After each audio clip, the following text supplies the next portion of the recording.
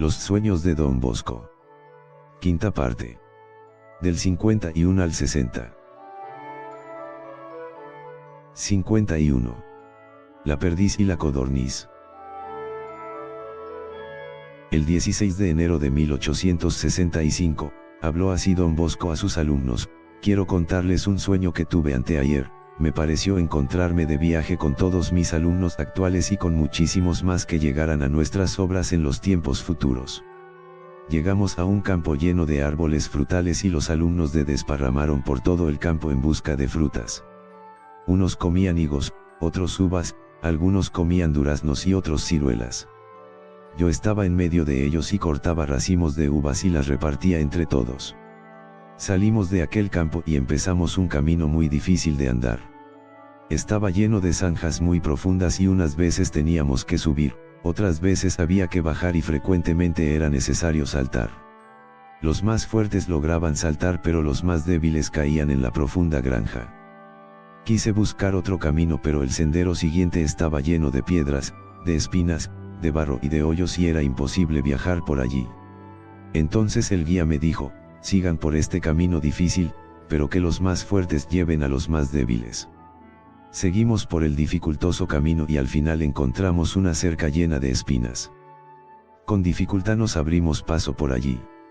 Luego llegamos a un valle que tenía muy hermosos árboles y pastos, y era verde y ameno.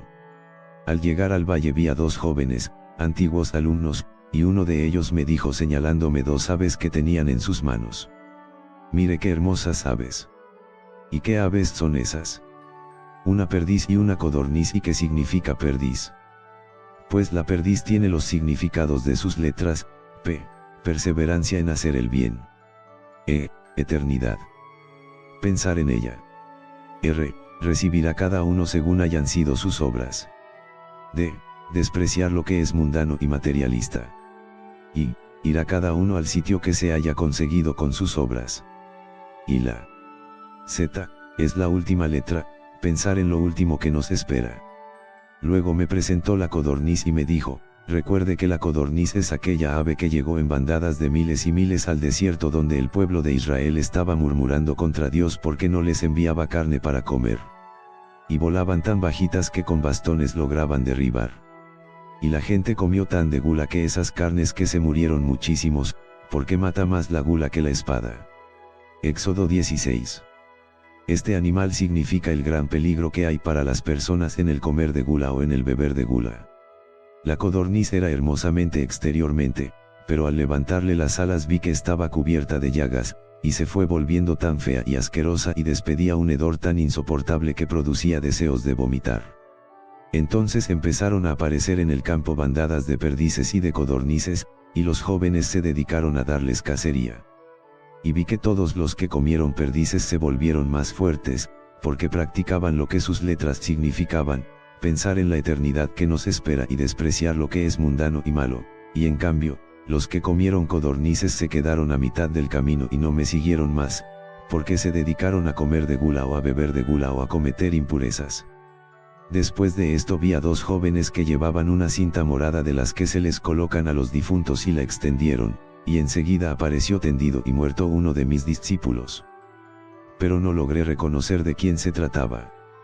Pregunté a los dos jóvenes quién era el difunto pero no me quisieron decir su nombre.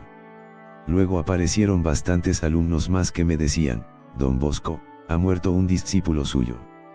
Les pregunté quién era el muerto pero nadie me quiso decir su nombre. Y en ese momento me desperté. Estaba totalmente cansado como si hubiera viajado toda la noche. Explicación: el 18 de enero Don Bosco les dijo a sus alumnos: varios desean saber el significado del sueño que les narré la vez pasada.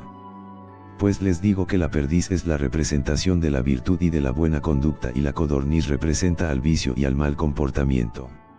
Y noten bien que la codorniz parecía muy hermosa por fuera pero por dentro debajo de las alas estaba llena de llagas y olía muy mal. Es la representación de quienes cometen pecados impuros.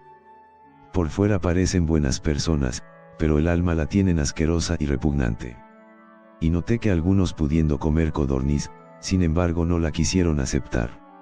Son los que tienen ocasiones de ser viciosos, pero no aceptan cometer pecados. Otros en cambio alternaban, un rato comían perdiz y otro codorniz. Son los que a ratos se dedican a ser buenos, y a ratos son malos. Varios han venido a preguntarnos en cuál de los grupos los vi y se le he dicho. Los otros que quieran averiguar en qué estado vi su alma pueden venir en estos días y les responderé con mucho gas. El discípulo de Don Bosco que iba a morir pronto y del cual a nadie le quiso decir el nombre, era el padre Rufino, virtuoso sacerdote, puro como un ángel y estimadísimo por el santo, y que en esos días gozaba de perfecta salud pero que luego el 16 de julio murió improvisadamente. No le fue anunciado su nombre a Don Bosco para no atormentarlo anticipadamente, pues lo quería muchísimo. Será nuestra vida espiritual como la codorniz del sueño, bella apariencia externa y podrida en la realidad interna. Líbrenos Dios de que llegue a ser así. 52. El sueño del águila. El 1 de febrero de 1865 Don Bosco anunció a los jóvenes la próxima muerte de uno de ellos, narrándole este sueño que había tenido. Me pareció mientras dormía que estaba en el patio rodeado de mis alumnos y que de pronto apareció por los aires un águila maravillosa, de bellísimas alas, la cual trazando círculos en el aire, descendía poco a poco hacia los jóvenes. Y un personaje misterioso me dijo, aquella águila quiere arrebatarle uno de tus alumnos. ¿A cuál? Le pregunté emocionado. A aquel sobre el cual ella se coloque. Observé atentamente y vi que el águila después de dar unas vueltas más, se colocaba sobre la cabeza de uno de los jóvenes de nuestra casa. Me fijé bien en él para no olvidar su nombre. Y luego pregunté, ¿y cuándo será esa muerte? Ese joven no hará 2 veces el retiro mensual, me respondió la voz. Y enseguida me desperté. Explicación, el 3 de marzo dijo el santo a los muchachos, algunos creen que el que se va a morir pronto es el alumno de apellido Sabio o que está gravemente enfermo. Pero no es él. Lo importante es que cada uno cumpla lo que recomendó nuestro Señor, estad preparados porque a la hora menos pensada vendrá el Hijo del Hombre. Al día siguiente algunos alumnos le pidieron que les diera alguna señal acerca del que se iba a morir próximamente y él les dijo, su apellido empieza por F. Pero en el oratorio había más de 30 alumnos cuyo apellido empezaba por F. El enfermero Vicio se atrevió a rogarle a Don Bosco que le dijera el nombre del próximo difunto y él le dijo en secreto. Se trata de Antonio Ferraris. Pero estoy tranquilo porque es un muchacho muy virtuoso y está muy bien preparado para morir. Tú estarás muy atento y cuando Ferraris vaya a la enfermería y se halle grave, me llamarás enseguida para irlo a asistir y a ayudar a bien morir. Y en aquellos días a Ferraris le dio un resfriado muy fuerte que se le fue convirtiendo en pulmonía. Fue llamado el médico el cual dijo que la enfermedad era sumamente grave y que podía ser mortal. Llegó la mamacita a visitarlo y le preguntó al enfermero Vicio, ¿podré volver a mi casa o será mejor que me quede junto a mi hijo? ¿Usted en qué disposiciones de ánimo se encuentra? Le preguntó el enfermero. Yo soy la madre y como tal siento mucho que mi hijo se me vaya a morir. Pero de todos modos yo acepto lo que nuestro Señor permita que suceda. Y si Dios permite que su hijo muera pronto, pues paciencia. ¿Qué vamos a hacer? Y empezó a llorar. Mire, Don Bosco dice que Antonio es muy buen muchacho y que se encuentra muy bien preparado para irse al cielo. Pues entonces me quedaré, y que haga Dios su santa voluntad. Dijo la madre enjugándose las lágrimas. Ya iba a llegar el día del segundo retiro mensual, y Don Bosco había anunciado que el que iba a morir no llegaría a ese segundo retiro. Por eso el enfermero Vicio le pidió a la mamá del niño que no se alejara. Antonio Ferraris murió el 16 de marzo santamente, y asistido por Don Bosco. El santo les anunció esta muerte a los alumnos de esta manera. Veo que muchos jóvenes están deseosos de saber cómo fueron los últimos momentos del compañero Ferraris, y con gusto les contaré los detalles. En su última enfermedad sufría mucho pero no perdía la paciencia. Cuando llegó de alumno aquí al oratorio me dijo, Don Bosco, yo estoy dispuesto a obedecer todo lo que usted me aconseje para volverme mejor. Cuando falte en algo, le pido el favor de que me corrija y con gusto haré caso a sus avisos. Yo le prometí que haría lo que me pedía, y cada vez que se equivocaba o fallaba en algo, le advertía y él me hacía caso muy obediente. Se puede decir que había aprendido a hacer caso en todo lo bueno que se le aconsejaba. y sus profesores dicen que era de los mejores alumnos de su clase. Cuando cayó enfermo fui a visitarlo y le pregunté si quería que le llevara la Sagrada Comunión y me dijo que sí. Luego le pregunté si tenía alguna inquietud, duda o angustia en su conciencia y me dijo que no tenía ninguna, que estaba con la conciencia en paz.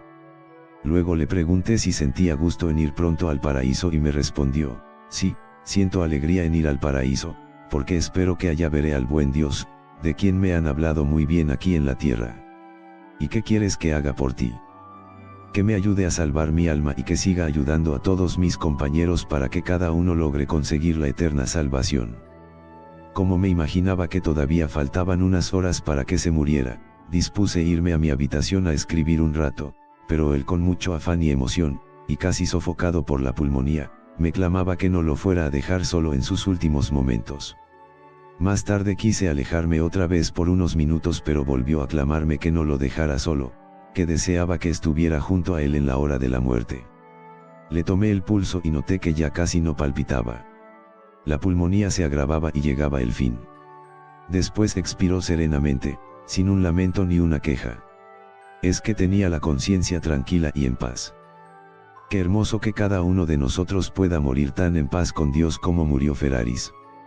Yo creo que fue directamente al paraíso y con gusto cambiaría mi puesto por el que él tiene ahora en la eternidad. Algunos dicen que yo los asusto anunciando cuándo se va a morir alguno. Pero a Ferraris le sirvió el anuncio para prepararse mejor. De todos modos, para evitar sustos no anunciará más las muertes que van a suceder. Los alumnos gritaron, sí, padre, anuncie siempre, que eso nos hace mucho bien. 53. Las flores y el gatazo. Soñé que estaba en el patio rodeado de mis alumnos y que cada uno tenía en la mano una flor. Unos tenían una rosa, otros una azucena, algunos tenían una violeta, y muchos una rosa y un lirio juntamente. De pronto apareció un gatazo con cuernos, grande como un perro, de ojos encendidos como llama, y cuyas uñas eran gruesas como grandes clavos, y su vientre era descomunalmente abultado. La horrible bestia se acercaba traicioneramente a los jóvenes y dando vueltas alrededor de ellos iba de uno en uno dando zarpazos a la flor que cada uno tenía y lanzándola al suelo. Yo, ante tamaña bestia sentí un gran miedo y me llamaba la atención que los jóvenes a quienes les robaba sus flores y las lanzaba al suelo se quedaban sin inmutarse ni afanarse. Cuando me di cuenta de que el gatazo se dirigía hacia mí para robarme también mis flores, quise salir corriendo pero una voz me dijo, no huya. Dígales a los muchachos que levanten la mano y el brazo y así el gato no logrará arrebatarles sus flores. Me detuve y levanté el brazo. El gatazo hacía inmensos esfuerzos por arrebatarme las flores que yo tenía en la mano, pero como él era tan pesado y barrigón, caía torpemente a tierra. Y me fue dicho que la azucena o lirio que llevamos en la mano es la santa virtud de la pureza o castidad, a la cual el diablo le hace guerra continuamente. Que los que levantan la mano son los que rezan, se confiesan, asisten a misa y comulgan. Y que los que no levantan la mano y se dejan robar sus flores son los que comen y beben de gula y se pasan tiempos sin hacer nada, sin dedicarse seriamente al estudio y a los trabajos que tienen que hacer. Que se quedan sin levantar la mano y son robados por el diablo los que se dedican a las malas conversaciones o a leer libros malos o revistas impuras, y los que no hacen mortificaciones ni sacrificios, y no evitan las ocasiones de pecar. Jesús decía, ciertos malos espíritus no se alejan sino con la oración y el sacrificio.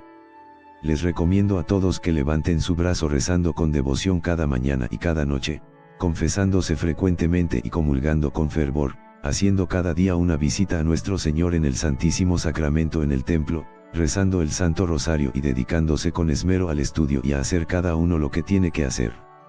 Esto hará que la santa virtud de la castidad y de la pureza se logre conservar, por más ataques que el diablo emprenda contra ella. 54. Los monstruos y los jóvenes. En 1865 estaba hospedado en la casa del señor obispo de Cuneo y tuve allá el siguiente sueño. Me pareció estar viendo jugar en el patio a un gran número de jóvenes con entusiasta animación. Esto me alegraba mucho porque cuando los jóvenes juegan con toda su alma entonces el demonio tiene poca ocasión para atacarlos. Pero de pronto se hizo un profundo silencio y apareció en la puerta un monstruo horriblemente feo que caminaba con la cabeza baja y como preparándose para lanzarse al ataque. Enseguida aparecieron por el patio muchos monstruos como el anterior pero más pequeños, y los muchachos fueron quedando acorralados contra las paredes y muchos jóvenes quedaron tendidos por tierra y como muertos. Ante aquella escena tan dolorosa lancé un grito tan fuerte que me desperté, y se despertaron también el señor obispo y sus familiares y su vicario, asustados ante semejante grito. Yo creo que ese monstruo es el demonio o el pecado y que sus compañeros son las tentaciones y deseo de hacer el mal. Contra estos enemigos les aconsejo dos remedios: la comunión bien hecha y visitas frecuentes a Jesús en la Santa Eucaristía en el templo. Quieren que el Señor les conceda muchos favores. Visítenlo frecuentemente en el templo. Quieren que sean pocos los favores que les concede. Pues entonces visítenlo pocas veces. Quieren que el demonio los asalte. Pues dejen de visitar a nuestro Señor en el templo. Pero desean que el espíritu del mal huya de ustedes. Visiten frecuentemente a Jesús en la Eucaristía. La visita al Santísimo Sacramento es un medio muy valioso y muy necesario para alejar y vencer a los enemigos del alma. 55. El proyector mágico. Narrado el 1 de mayo de 1865, soñé que estaba en un templo muy lleno de jóvenes pero que eran muy pocos los que se acercaban a comulgar. Junto al sitio donde la gente pasa a comulgar vi a un hombre largo y negro muy largo, con cuernos en la cabeza, y que llevaba en la mano un proyector mágico para distraer a los que allí llegaban. A uno le mostraba en el proyector el patio lleno de juegos y le hacía contemplar su deporte favorito, a otros le mostraba allí en el proyector la casa de sus familiares y los paseos de vacaciones y las diversiones que había tenido. A algunos les hacía recordar las derrotas que habían sufrido en los deportes y las victorias que probablemente podrían tener en el futuro. A varios les presentaba en su proyector las tareas que tenían que hacer, las previas y exámenes que se avecinaban y los libros que había que leer.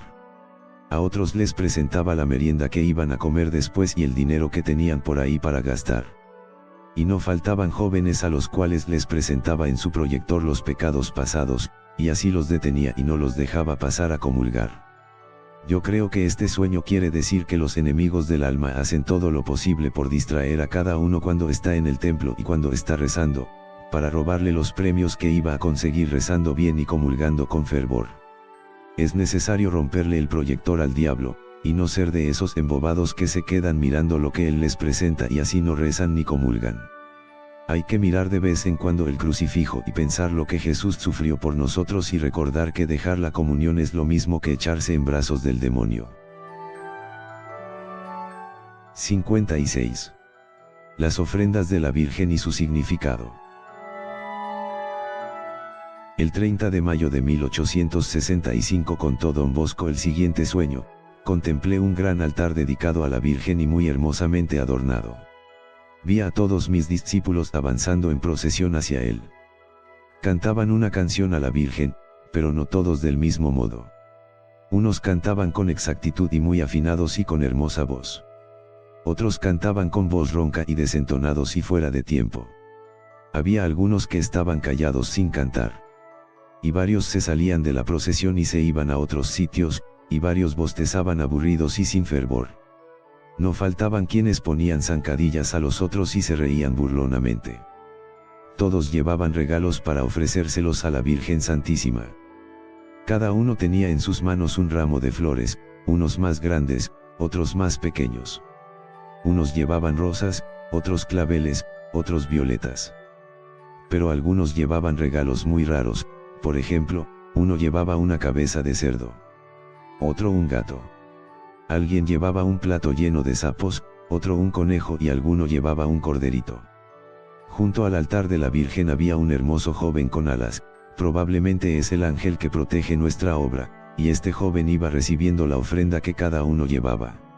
A los que presentaron hermosos ramos de flores les recibió con gusto su ofrenda y la colocó junto a los pies de Nuestra Señora. A otros, al notar que en su ramo de flores traían algunas ya marchitas, desató el ramillete y sacó las marchitas y las echó a la basura, y las demás las colocó junto al altar. A algunos no les recibió las flores que presentaban porque eran flores sin perfume, y la Virgen quiere realidades y no solo apariencias. Los ramilletes de flores de algunos tenían espinas y clavos entre las flores. El ángel quitó las espinas y clavos antes de colocar las flores junto a la reina del cielo.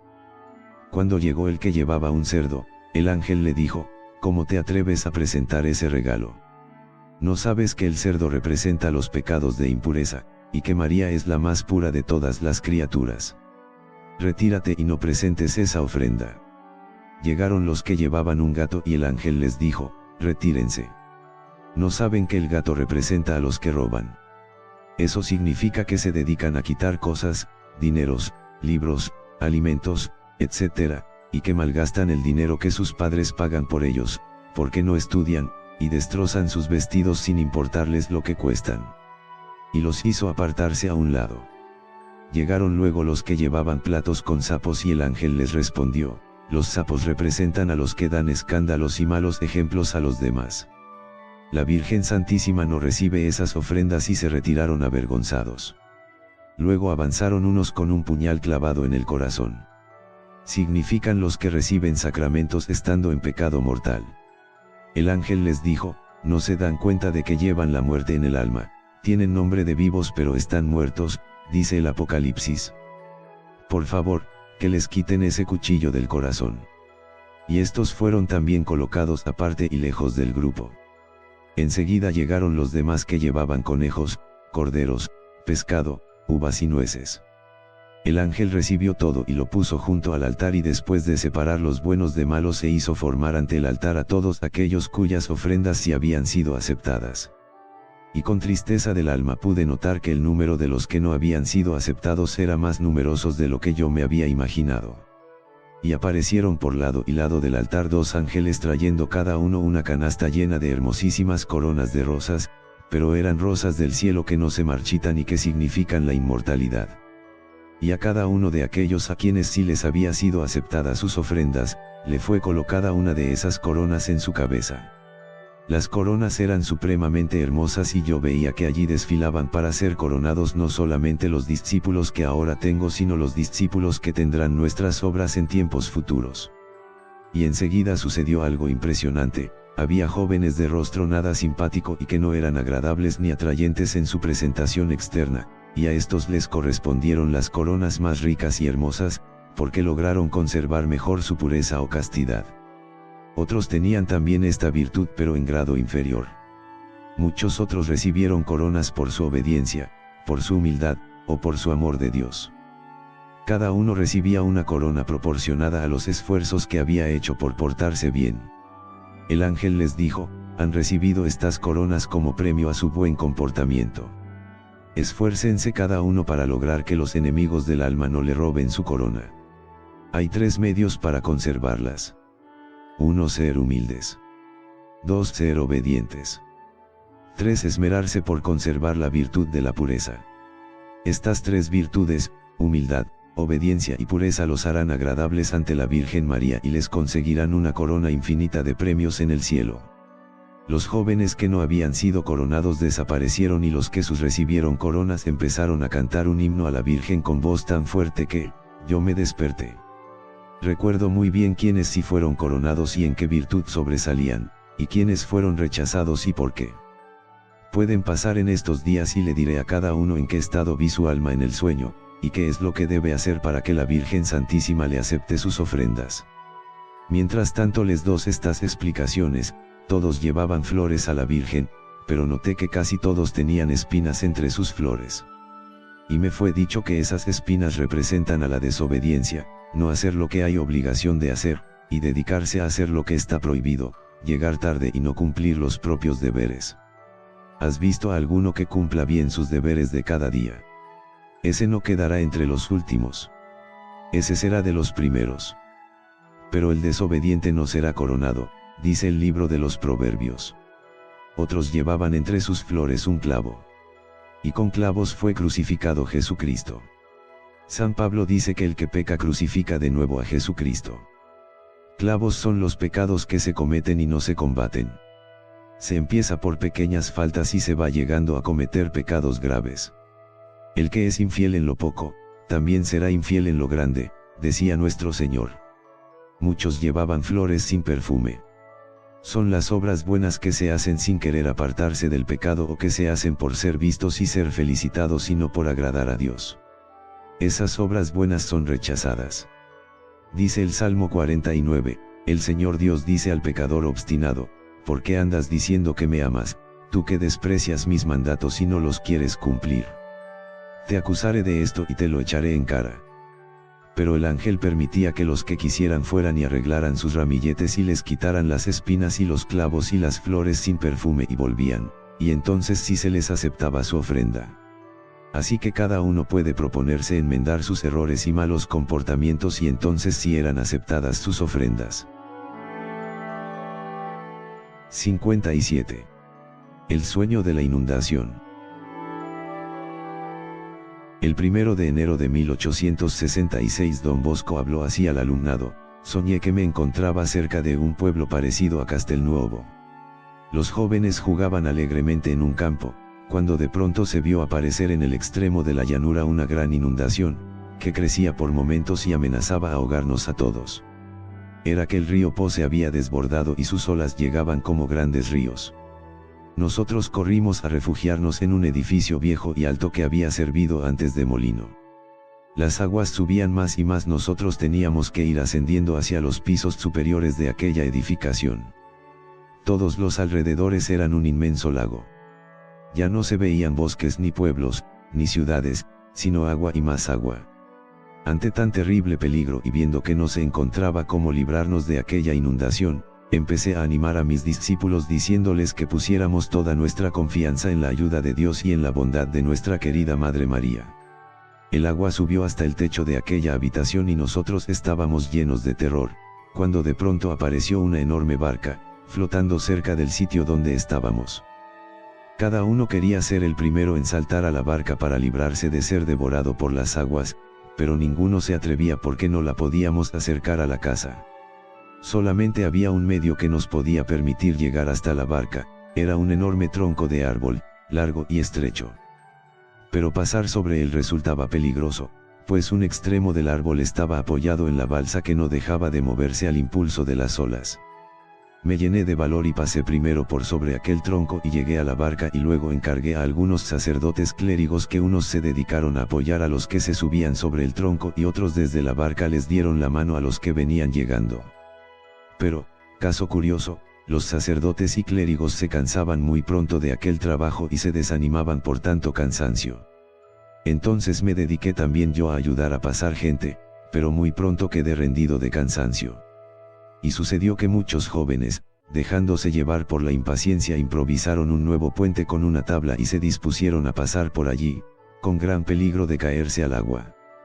Yo les gritaba: cuidado, por favor.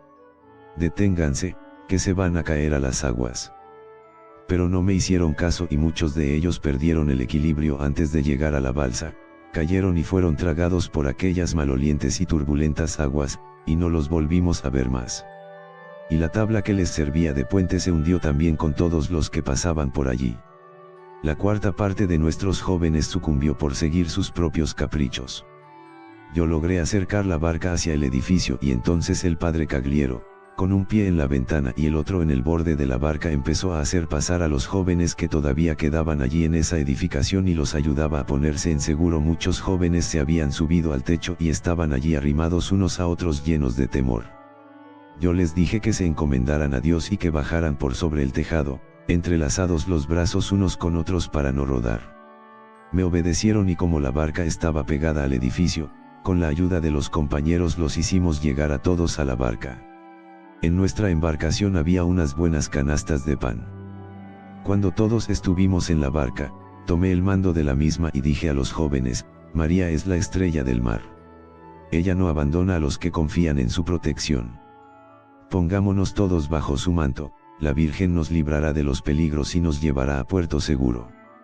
Después dejamos que la nave fuera llevada por las olas y empezó a moverse alejándose de aquel lugar. Yo me acordaba de aquella frase del libro de los Proverbios: es como nave que viene de lejos trayendo el pan, Proverbios 31 horas y 13 minutos. La fuerza de las aguas agitadas por el viento movía a tal velocidad nuestra nave que tuvimos que abrazarnos unos a otros, formando un todo, para no caer. Luego llegamos a un gran remolino y la barca empezó a dar vueltas sobre sí misma con extraordinaria rapidez, de manera que parecía que se iba a hundir. Pero llegó un viento fortísimo y la sacó de aquella vorágine, y aunque de vez en cuando encontrábamos algún remolino peligroso, sin embargo, aquel viento salvador llevó a nuestra barca hasta la playa seca, hermosa y amplia que parecía sobresalir como una isla en medio de aquel mar inmenso de profundas aguas. Muchos jóvenes opinaron que había que descender a la isla y que nos fuéramos a tierra y decían que Dios puso al hombre sobre la tierra y no sobre el mar. Y desobedeciendo mis órdenes y mis consejos bajaron a tierra, pero vino luego un terrible oleaje de la inundación y cubrió la isla y los ahogó a todos. Yo pensaba, qué caros se pagan los caprichos. Pero los jóvenes de la barca empezaron a sentir gran temor porque las olas se enfurecían cada vez más. Yo al verlos tan pálidos por el terror les dije, ánimo, María Santísima no nos abandonará. Y todos, de común acuerdo nos pusimos a rezar los actos de fe, de esperanza, de caridad y de contrición, y luego rezamos varios Padre Nuestros, Ave Marías y Salves. Después de rodillas, agarrados todos de las manos, continuamos rezando cada uno nuestras oraciones particulares. Mientras los demás rezábamos devotamente, algunos imprudentes se pusieron de pie y en vez de dedicarse a rezar se dedicaron a reírse y a burlarse de los que rezaban. Pero de pronto la barca dio un frenazo, giró con gran rapidez sobre sí misma y un viento violentísimo lanzó a aquellos imprudentes hacia las profundas aguas. Eran unos 30 y ya no los volvimos a ver. Nosotros entonamos con gran devoción el Dios te salve Reina y Madre y nos encomendamos a María, estrella del mar. Sobrevino una gran calma. La nave, cual pez gigantesco continuó avanzando sin saber nosotros hacia dónde nos llevaría. Allí se trabajaba mucho tratando de salvar el mayor número de vidas que fuera posible. Se hacían todos los esfuerzos por tratar de que ninguno cayera al agua, y si alguno caía a las olas nos esforzábamos entre todos por salvarlo del ahogamiento. Algunos imprudentes se asomaban demasiado al borde de la barca y caían al agua, y había algunos jóvenes tan descarados que invitaban a sus compañeros a acercarse al borde de la barca y cuando ya estaban allí, los empujaban y los hacían caer al agua. Varios sacerdotes se consiguieron unas cañas largas y unos lazos provistos de salvavidas, y cuando escuchaban la voz de auxilio de alguno que había caído a las aguas, le alargaban la caña para que se prendiera de ella, y volviera a la barca o le lanzaban el lazo para que se lo amarrara a la cintura y así lo pudieran atraer hacia la embarcación. Pero había algunos malintencionados que trataban de impedir que los náufragos fueran salvados. En cambio, los clérigos vigilaban continuamente para que los jóvenes no se acercaran demasiado a los peligrosos bordes de la embarcación. Yo estaba junto a una fuerte columna que sostenía una vela, o tela grande que al ser empujada por el viento hace moverse la embarcación, y me rodeaban muchos sacerdotes y clérigos que obedecían mis órdenes. Mientras todos obedecían, el viaje transcurrió en paz, alegría y tranquilidad, pero de pronto algunos empezaron a sentirse descontentos de estar allí, les parecía demasiado incómoda la barca y decían que era mejor buscar tierra lo antes posible. Murmuraban diciendo que los alimentos se nos acabarían y que no tendríamos después con qué comer. Discutían y me desobedecían. Yo trataba en vano de calmarlos y animarlos. Y entonces aparecieron otras barcas que viajaban en dirección distinta a la de la nuestra y el grupo de rebeldes e imprudentes dispuso tender unas tablas sobre las aguas y pasarse a esas barcas. Yo sentí mucha tristeza al ver que se alejaban, porque sabía que iban en busca de su propia ruina.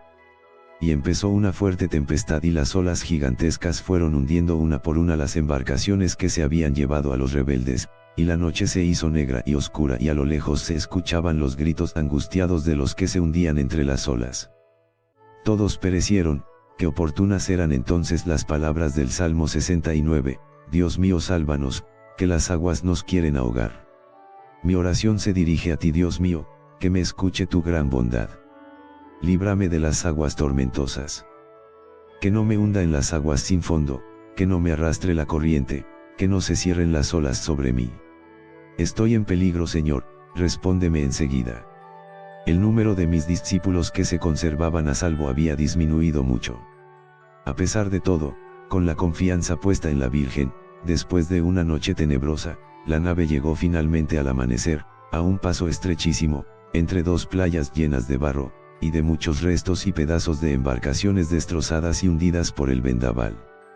Y vimos que alrededor de la barca pululaban enormes y temibles arañas, sapos, serpientes, tiburones, víboras venenosas y miles de animales feroces. Sobre unos sauces que colgaban sus ramas hacia el agua, había unos gatazos deformes que desgarraban restos de cuerpos humanos, y unos micos de gran tamaño que trataban de herir con sus uñas a nuestros jóvenes, pero estos atemorizados se agachaban y se libraban de aquellas amenazas. Y allí en aquel arenal encontramos muchos de los que habían desaparecido entre las olas. Eran cadáveres y estaban totalmente destrozados. Uno de los jóvenes gritó: «Miren a fulano, lo está devorando un monstruo. Miren a sutano, lo está devorando otro monstruo».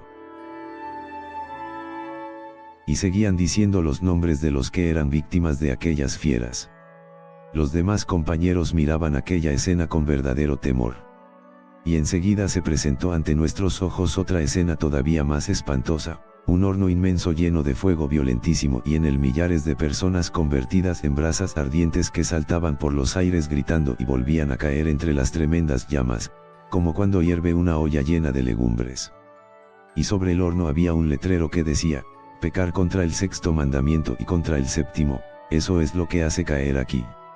Más allá había una elevación de tierra llena de árboles desordenadamente dispuestos, entre ellos se agitaban muchos de mis discípulos que habían caído a las aguas y se habían alejado de nosotros durante el viaje.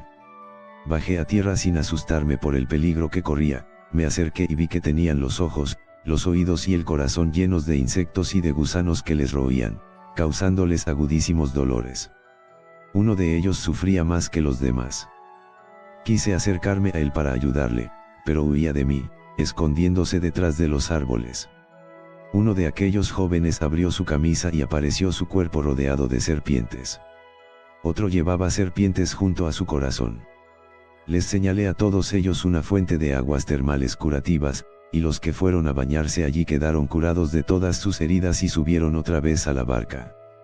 Pero varios de los heridos no quisieron hacerme caso y no fueron a bañarse a las aguas curativas, y allí se quedaron. La balsa, empujada por el viento, atravesó aquel estrecho y entró de nuevo en la inmensidad de las aguas. Como recordaba entonces lo que dice el Salmo 106, estaban enfermos por sus maldades y por sus culpas eran afligidos, pero clamaron al Señor Dios en su angustia, y Él los libró de sus tribulaciones. Dios hizo aparecer un viento tormentoso que alzaba las olas a lo alto y hacía subir mucho y luego bajar hacia el abismo, y los navegantes se tambaleaban y su vida se marchitaba, pero clamaron al Señor en su angustia, y Él los sacó de su tribulación. Apaciguó la tormenta y la convirtió en suave brisa, calmó las olas del mar y los condujo al deseado puerto de la paz. Esta descripción se cumplió en nosotros. Entonamos un canto a la Santísima Virgen por habernos protegido tanto, y al instante, como si la Reina del Cielo les hubiera traído una orden, se suavizó el viento y se aquietó el mar, y la balsa empezó a deslizarse suave y rápidamente sobre las tranquilas aguas. Luego apareció en el cielo un bellísimo arco iris y en él un enorme letrero que decía: «Madre y Reina de todo el universo, María». Y apareció en el horizonte una tierra amenísima, llena de bosques con toda clase de árboles. Era un panorama tan encantador como uno no se lo puede imaginar, y lo iluminaba una bellísima luz de atardecer, que llenaba el ánimo de tranquilidad y paz.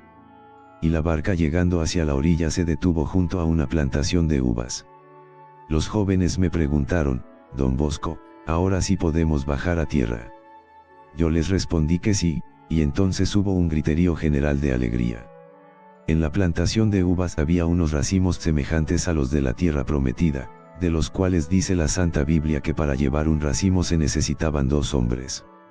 Números 13:23, y en los árboles frutales había las más variadas frutas, de sabores riquísimos. En medio de aquel remolino de frutales había un gran castillo, rodeado de un delicioso y ameno jardín y defendido por fuertes murallas. Nos dirigimos a aquel edificio para visitarlo y se nos permitió la entrada. Estábamos muy cansados y con muchísima hambre. Y allí nos tenían preparada una hermosísima y enorme mesa llena de los alimentos más exquisitos que imaginarse pueda. Cada uno pudo comer a su gusto todo lo que quiso. Cuando terminábamos de comer entró al salón un joven hermosísimo, vestido muy elegantemente, el cual con gran educación y amabilidad nos fue saludando a cada uno llamándonos por nuestro propio nombre. Al vernos tan maravillados por todas las bellezas que estábamos contemplando nos dijo, esto no es nada. Vengan y verán cosas mejores. Lo seguimos y desde el balcón nos mostró los hermosos jardines y prados y nos dijo que allí podríamos recrearnos a nuestro gusto. Luego nos fue llevando de sala en sala y cada una era más hermosa y elegante que la anterior. Abrió después una puerta que comunicaba a un templo. Por fuera parecía de pequeña estatura, pero apenas entramos en aquel recinto nos dimos cuenta que era tan inmensamente grande que apenas si se alcanzaban a ver los lados opuestos, y si algunos se colocaban a otro extremo casi no los alcanzábamos a ver. El piso, las paredes y el techo estaban revestidos de mármoles finísimos y llenos de oro, perlas y diamantes. Por lo que yo profundamente maravillado exclamé, estas bellezas se parecen a las del cielo. Yo quisiera quedarme aquí para siempre. En medio del hermoso templo se levantaba una enorme y bellísima estatua de María Auxiliadora. Llamé a muchos de los jóvenes que se habían dispersado por una y otra parte para contemplar las bellezas de aquel sagrado edificio y se reunieron todos ante la estatua de Nuestra Señora para darle gracias por tantos favores que nos había concedido. Entonces sí me di cuenta de la enormidad de aquella inmensa iglesia, pues todos aquellos millares de jóvenes parecían apenas un pequeñito grupo en el centro del templo. Mientras contemplábamos la hermosura de aquella estatua cuyo rostro era de una belleza verdaderamente celestial, la imagen pareció llenarse de vida y empezó a sonreír.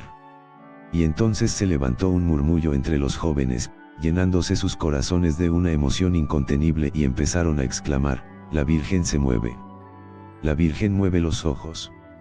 Y en efecto María Santísima extendía su maternal mirada y la paseaba sobre todo aquel grupo de hijos espirituales suyos.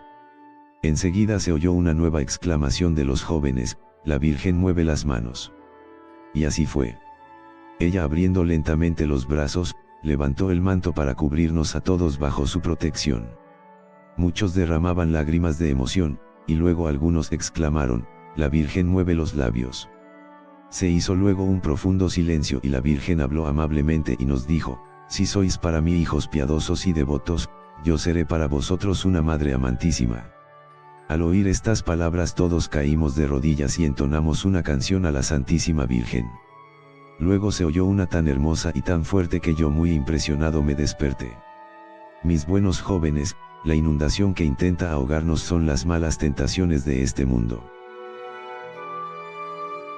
Los que hacen caso a los buenos consejos y no se dejan llevar por los que los aconsejan mal, después de esforzarse por hacer mucho bien y por evitar hacer lo que es malo, y venciendo sus malas tendencias e inclinaciones, lograrán llegar al final de la vida a una playa hermosa y llena de seguridad que es el cielo. Entonces vendrá a nuestro encuentro la Virgen Santísima, quien en nombre de Dios nos llevará a gozar de las delicias del paraíso eterno. Pero los que no quieren seguir los buenos consejos de los sacerdotes sino sus propios caprichos y las malas inclinaciones, naufragarán miserablemente. Explicación: Don Bosco dio después otras explicaciones acerca de este hermoso sueño. Dijo así: la inundación tan extendida por todas partes son los vicios, las malas costumbres, los errores contra la religión. La casa o molino donde se refugian los que quieren librarse de la inundación y la barca que lleva hacia la hermosa playa es la Iglesia Católica con sus institutos de educación y de apostolado. El árbol que sirve para pasar hacia la embarcación es la cruz, o sea los sacrificios que cada uno hace por evitar lo malo y por comportarse bien. La tabla falsa que algunos emplearon para pasar a la embarcación y que los hizo hundirse, significa el querer comportarse contra los reglamentos y contra lo que está mandado por nuestra santa religión. Los sacerdotes y clérigos que ayudaban a los jóvenes a no caer o los rescataban si ya habían caído, significan los buenos educadores católicos que tratan de llevar a los demás a la salvación. Los remolinos representan los terribles peligros de pecar que se presentan a veces, y las persecuciones que los malos hacen contra los que siguen a la religión. Los que se pasaron a una isla donde fueron devorados, significan los que se exponen a peligros de pecar y caen en pecados graves. Los que cayeron al agua y fueron rescatados son los que por la debilidad de su voluntad cometen faltas, pero luego se arrepienten y hacen caso a los buenos consejos y vuelven a comportarse bien otra vez. Los monstruos, gatazos, micos, etc., que destrozaban a los jóvenes, son las incitaciones a pecar, y los errores que se enseñan contra la religión. Los insectos en los ojos son las malas miradas y las malas lecturas. Los insectos en la lengua son las malas conversaciones. Y los insectos que roían el corazón significan los afectos sensuales indebidos y que hacen daño al alma. Las aguas termales curativas que sanaban a todos, son los sacramentos de la confesión y de la comunión. El horno de fuego ardiente son los castigos que esperan a los que pecan. Los que allí estaban son aquellos que si se mueren así como están, con esos pecados graves que tienen sin perdonar, se condenarán. Pero Dios les tiene misericordia y los sigue llamando a que se conviertan, ahora que todavía les queda tiempo de convertirse y de hacer penitencia y cambia de vida.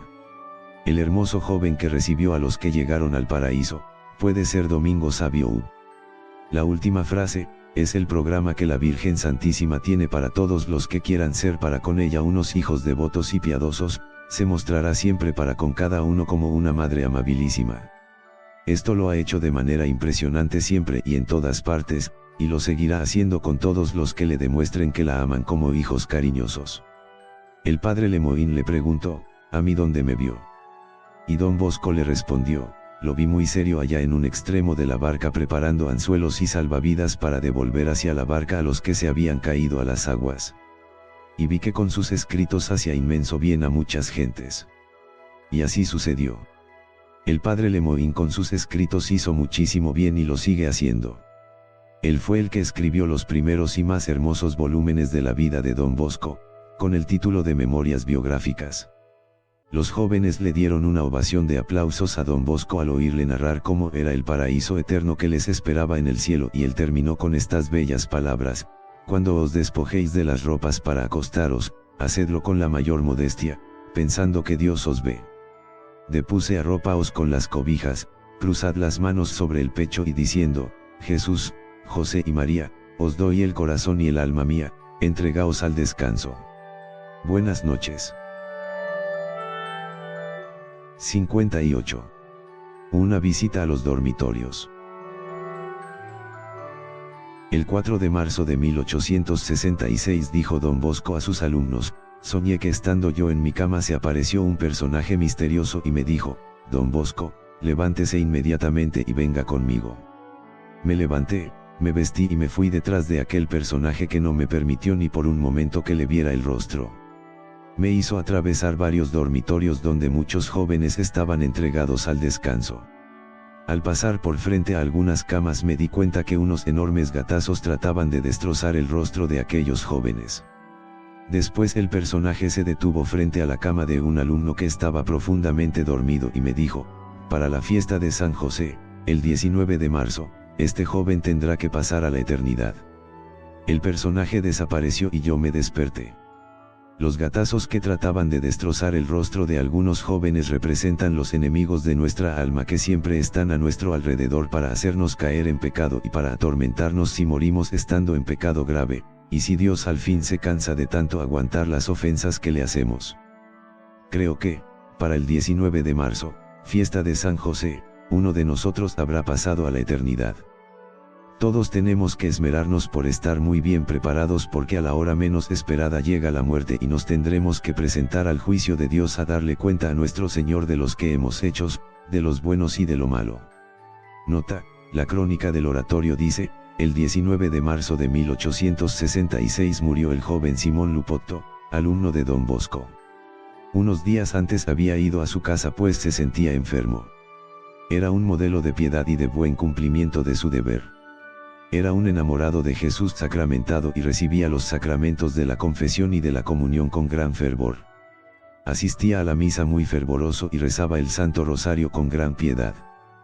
Parecía un San Luis y soportó con gran paciencia su última enfermedad. El 19 de marzo, día de San José, del cual era muy devoto, se fue al cielo con una santa muerte. 59. El sueño de los cabritos. 1866. Soñé que me encontraba en el confesionario rodeado de muchos jóvenes que se iban a confesar conmigo. De repente entró un cabrito por la puerta de la sacristía y empezó a jugar con los jóvenes y a alejarlos del confesionario, de manera que muchos habían pensado confesarse desistieron de la confesión y se salieron de la iglesia.